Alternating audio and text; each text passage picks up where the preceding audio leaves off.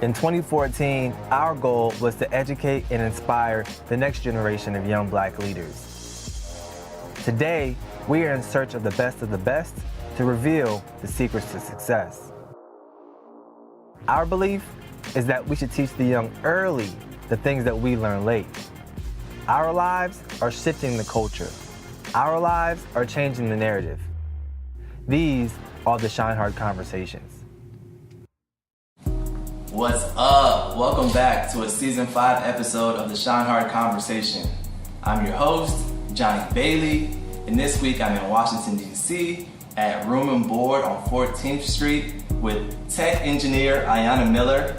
Ayana is a phenomenal person. She has an extremely unique journey in the tech industry right now. She's worked for Facebook, she's worked for the Federal Trade Commission, and currently she is the founder of PRIVILGD Tech Privacy Engineering Group. So I'm very excited to have her here today to talk about her ins and outs of navigating the tech industry and also some of the philosophies that have allowed her to become successful as a young Black woman in America. So without further ado, Ayana, it's time to shine. So people see where you are today. I found you on LinkedIn. We've been connecting ever since, and I'm like, wow, she's come a long way. But people don't always see how your journey began. So talk about your childhood and what growing up was like for you. Yeah, so my dad was in the military. I was born in Pittsburgh, Pennsylvania, and we moved to Virginia and kind of made that home, Hampton Roads, Virginia. So I grew up in Newport News. Yeah, 757. Sure. And from there, I kind of always saw my environment, but I felt like I was supposed to be doing more. And so I was always the kid in the classroom, like studying and like the nerd. Yeah. But I also was social, so I ended up being like president of my student class. Not the nerd. A little bit. But trying to balance those things, and then went to a local college because I applied early decision, but then luckily got a full ride actually. Wow. To William & Mary, and then from there went to grad school. When I applied for school, I didn't even know the difference between undergrad and grad when I was applying online. Yeah, I had my first generation college student. So when you apply for grad school? No. Out of high school? When you like start looking at the application process, right. You're like, wait, what is? You qualify for grad school out of high school. Straight to the pros. Like LeBron James had. I wish. Just figuring that all out though on my own. Like I remember going down to like the CVS and getting like a Green Dot financial credit card, so I could put my applications on there because I didn't have a bank account. Like just all these things I had to figure out. You have siblings? I do. I have a younger sister. Okay. Yeah, who's 5 years younger than me. And my parents are, hardworking people. My dad is a nurse and he was in the military, but they just didn't know, and they always encouraged me to just go to a little library and study. Right. And so I've carried that with me. So what were you studying? What were you into? Like, what did you want to be at that age? Yeah, so for a while I was very active in the Model United Nations, and so I thought I used to tell people I'm going to be Condoleezza Rice, Secretary of State. I read her biography and I was really like just enamored with her career and her ability to travel. So I thought I was going to major in international relations. Yeah. So I know you worked for Facebook here in DC. You started off in San Francisco, and now you are the founder of PRIVILGD. Talk about PRIVILGD and how your unique company is actually moving the tech industry forward. Yeah, so when I started PRIVILGD, I had been in the privacy industry for about almost a decade. Okay. And I really got just disenchanted with some of the stuff I saw going on with user data. And I see people, and I'm in the room with these tech giants and wondering, like, fighting the good fight. So basically in my job, I review every feature that's going onto an app to say whether it's following the privacy policy, following new regulations, following the policies and commitments that companies have made, specifically places like Facebook. And that's so huge right now. Yeah. And what I saw was it was harder and harder to make the defenses because people give away their privacy, they give away their data willingly because they enjoy the services, which is fine, but I don't think everyone always knows and understands the implications. Who reads the whole thing? I never read terms and conditions. And it doesn't matter anyway because you have to press accept. You can't argue with, you can't get your lawyer to change it for you. Right. So it really doesn't matter, but it's scary. And so my hypothesis is that the only people who are going to care about privacy, at least enough to pay for it in the future, are celebrities and like high-profile individuals. And so I want to be positioned to train them and help them understand the best way to protect their privacy. Just because they already give away so much of it, I think they have more of an incentive to actually think about the protecting even more the information that they don't want to share publicly. Right. So where do you see the challenges down the road for data? Because there's so many websites popping up and we're all pouring our data onto these websites. And then they have the GDPR that just came out recently. And I feel like companies are going to continue to ask us for data because data is currency, right? So what challenges do you see down the road that we haven't talked about yet? There are a lot of topics around artificial intelligence, machine learning. I think a lot of people think of AI as like this scary robot or something, and that's not what it is. No? It's your data being regurgitated, combined with other people's data to give you personalization, give you experiences, but it's based on an assumption. It's based on a formula. And so what that means is that there's opportunity for bias, for there to be predictions that are based on factors that may not be completely accurate or whole. So it can tend to get very like unethical grounds very quickly. AI, machine learning, is contingent upon data collection and huge data sets. So machine learning is hungry for data. And so what that creates is an incentive not to ever delete any of your data, because the more it has, the more history, the more accurate the predictions are going to be. And so my biggest fears are that we will just get to a place where there's predictions made about you, like things like already like your credit score. Where people are already making predictions about me. Exactly. And so if you can do that with data, there's definitely great advancements in healthcare and connecting people that are very obvious. But I think what we tend to do in the tech industry is not think about all of the implications that are negative. Yeah. We're always thinking about the advancement, the innovation that we can make, but not always the risk that comes along with that. Exactly. That's really deep. So when you were coming out of William and Mary, what was the first step that you took to get involved in the tech industry? It was a long road, and so after undergrad, I went directly to grad school. I wasn't sure what I was going to do. I actually thought I was going to go work in local government. Yeah, what did you study at William and Mary? Government. Yeah, okay. Yeah. And so I went to Carnegie Mellon University. Another full ride. I just happened into this program called PPIA, Public Policy in International Affairs. It's a great program for juniors.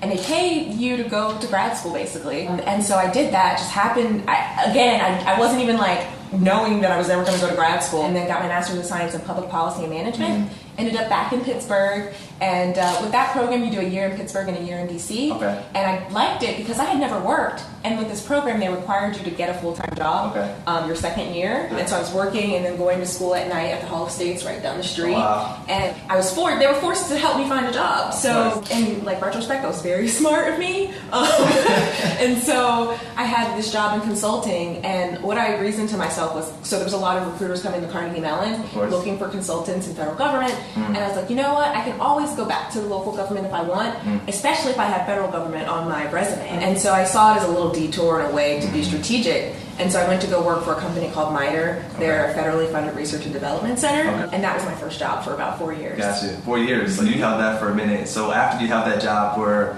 the tech companies knocking down your door? Not quite. No?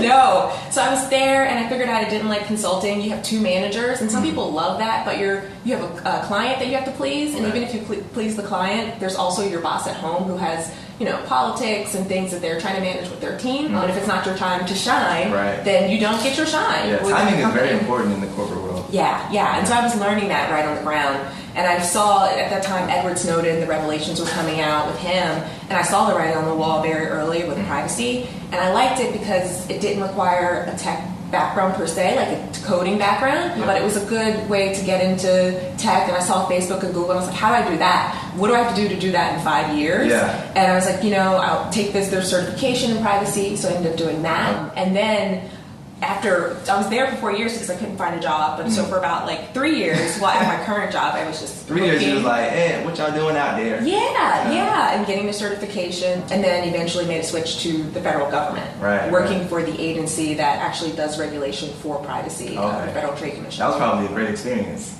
I was there for 6 months when Facebook poached me from LinkedIn. Wow. Yeah. Wow. So from there, it was kind of like you're in the big leagues. It felt like it for sure. So you've navigated through an amazing collegiate career and obviously a very powerful and burgeoning tech career so far in privacy. Has there been any mentors or anyone who's taken you under their wing and showed you the ropes? Yeah, I've had a few mentors. There was a woman early in my career at MITRE who really was that mentor, and I also would say sponsor. Her name was Lisa Van Bennett. Okay. She was an alum of Carnegie Mellon and helped me get the first job. Nice. And she wasn't my direct manager, but she definitely helped me get roles and positions to get just visibility to higher leadership. Right. And I didn't know it at the time, but there's been a lot of discussions more recently about the difference between sponsorship and mentorship. And I'm a huge advocate for helping especially women and women of color to talk about sponsorship. What are the differences? Yeah, so a mentor is someone who can help you think about your career, kind of like a coach that can give you guidance. A sponsor is someone who's going to be in the room to advocate for you and get you the stretch assignments and the visibility you need. A mentor may not have that capability. I got you. No, that's deep. I never thought about that. So that's pretty good language, because we here at ShineHard have a coaching program where we have mentees and we enlist and empower our millennial influencers to serve them and transfer that knowledge. But having a sponsor, that's a whole another concept that I had to wrap my mind around. But I want to think about that more. Thanks for sharing that. Of course, yeah. And on this show, I sit down with some phenomenal influencers and leaders in their industry, and they inspire a lot of people. But what's really fascinating to me is to understand who inspires the influencers. So I know you mentioned Condoleezza Rice, but outside of her, who are 2 or 3 people that might be on your Mount Rushmore of inspiration?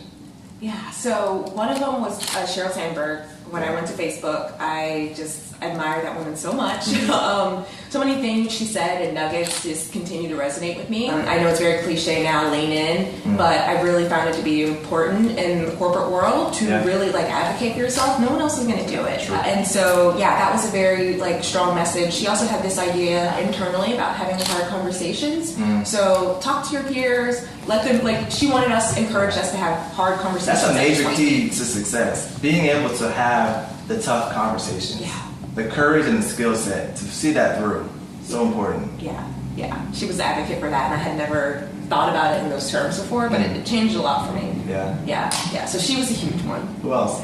So after reading the autobiography of Malcolm X and the way he's portrayed and the legacy he has versus I feel his take and what I read in the book was so different. And I think it's interesting, especially as I get older and hear more and read more about other leaders who are prominent, like MLK. It's that distinction. I have a lot of respect for Malcolm X, and I think he influenced a lot of my thinking about being Black in America today and what that means, especially when it comes to economic empowerment. Yeah. Same. I actually just watched a documentary maybe 2 months ago and just refreshed his whole story. I was like, wow, I was inspired all over again. Yeah, it's really deep. And speaking of inspiration, a huge pillar in ShineHard is saying that goes, passion changes everything. And I believe that because when you find your passion, it will lead you to your purpose. And I've seen you navigate from all the way from elementary school essentially all the way up to where you are now with being excellent. So it feels like you knew your passion. You had an it factor that was driving you towards your ultimate purpose. So if I was going to ask you, what would you say your passion is, and when did you know? So I'm very passionate about people. Yeah. I like teaching people, connecting people, helping them find their purpose. Right. And I think that for me can be applied to a lot of different venues. It's finding the things and actually trying to stay focused on one area. It's hard. Yeah, because you have your hands on a lot of different things. You're an entrepreneur and a tech corporate professional as well. Yeah. So local government would probably be something I want to get back into and helping in serving cities. the people. But at Facebook, for instance, I felt really empowered and fulfilled through that work because it was all about being open and connected. And so I was serving 1 billion people, but because I was helping them protect their data, I definitely felt like I was fulfilling that passion. What was the environment at Facebook? Was it open? They promoted to be just come to work and whatever and just hang out and have fun? Very open. Everything you read on Glassdoor and it being one of the best companies to work for, it's absolutely true. Just a phenomenal environment, supportive coworkers, very minimal politics, and it's a huge company, and that's hard to do. And they do a lot to support their employees, and they're thinking about people. That's awesome. Yeah. That's awesome. So as you navigated, and you mentioned Malcolm X being a huge inspiration for you, what has been one of the biggest challenges for you as a young black woman trying to succeed in the industry where not a lot of people look like you?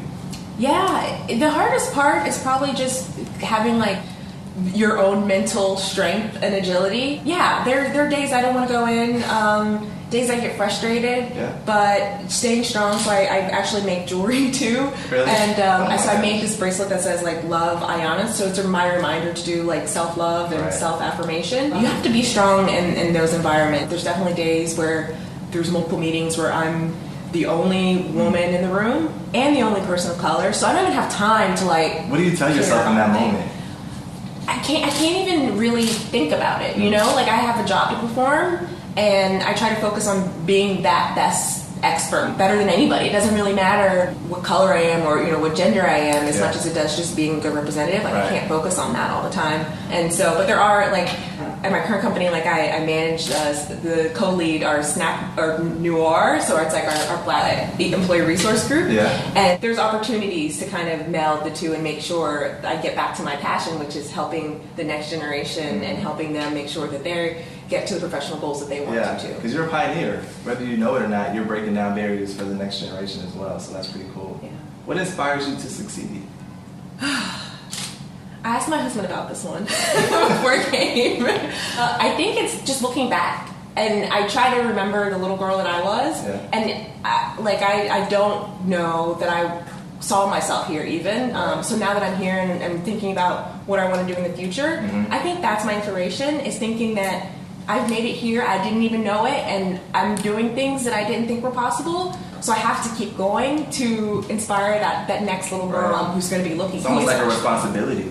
Yeah. It's like a purpose on your life, a calling, like do this to serve, do this to help. It's bigger than you. Yeah. Yeah, that's amazing. Do you feel like everyone has a dream? I think so. I like to hope so. Yeah. So what separates the people who have made their dream a reality and the people who haven't? Work. I think people lose hope.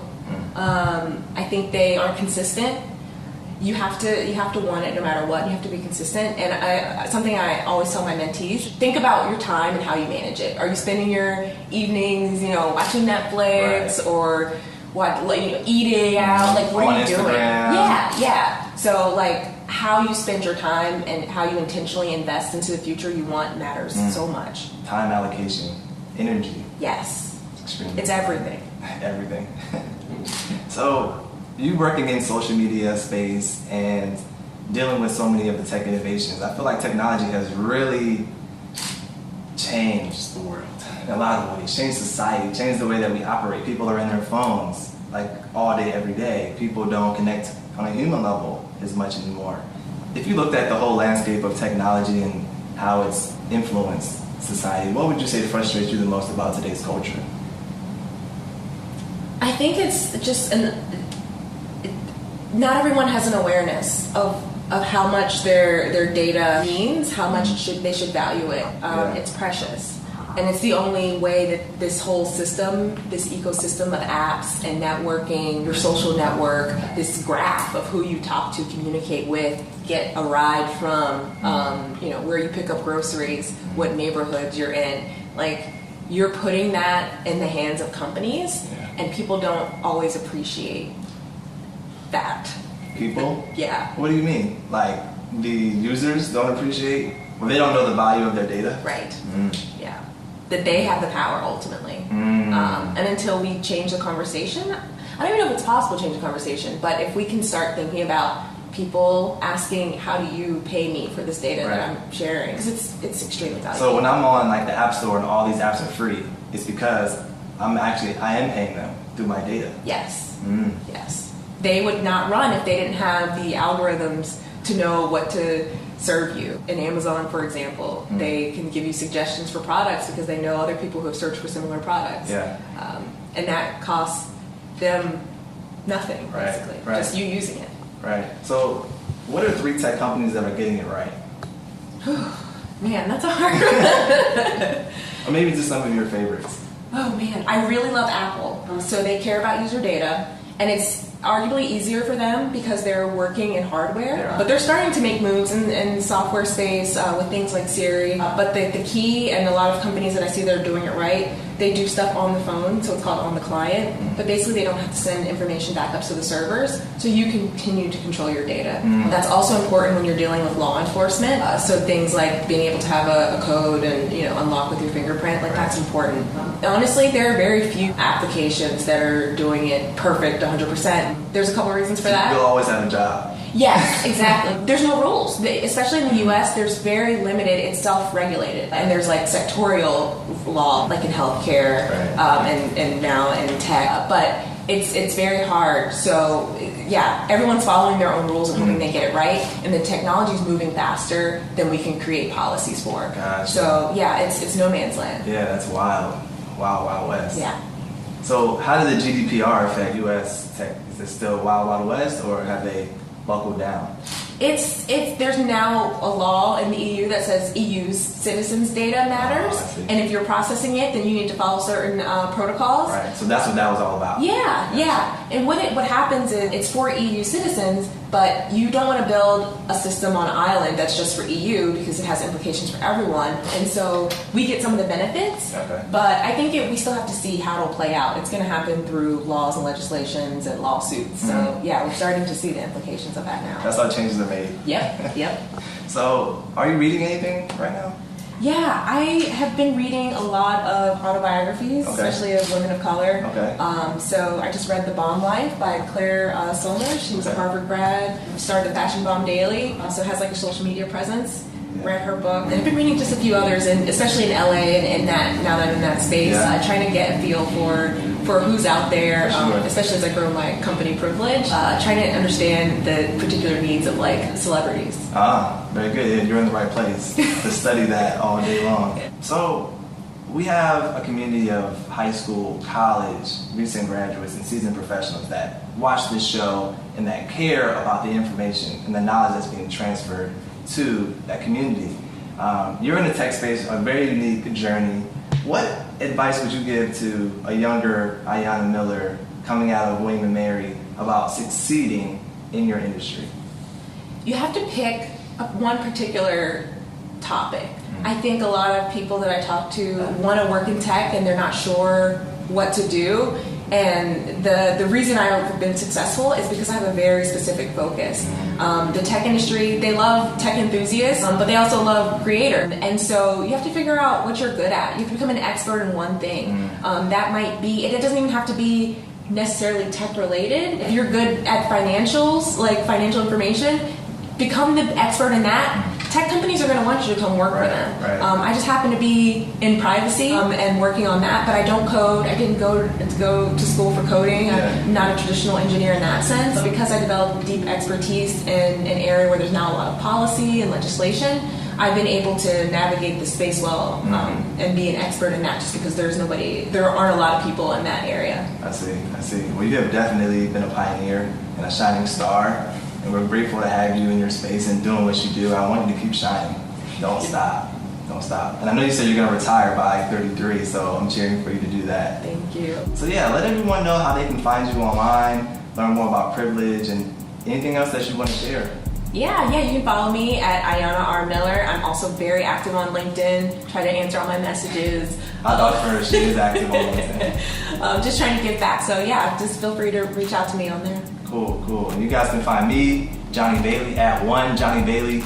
Also follow the ShineHard movement at ShineHardFam. Visit ShineHardFamily.org. I want to give a huge shout out to our venue sponsor, Room and Board. They're here on 14th and U Street. Modern furniture, amazing. I also want to give a shout out to our apparel sponsor, Ostrich Ingredients Cricket. Check out their website. We'll have a big campaign coming out soon, so you guys can check them out and also support ShineHard in the process of getting some dope gear. So I look forward to connecting with you guys. Remember, passion changes everything. Shine hard. Ayana, thank you so much. Thank you for having me. Okay.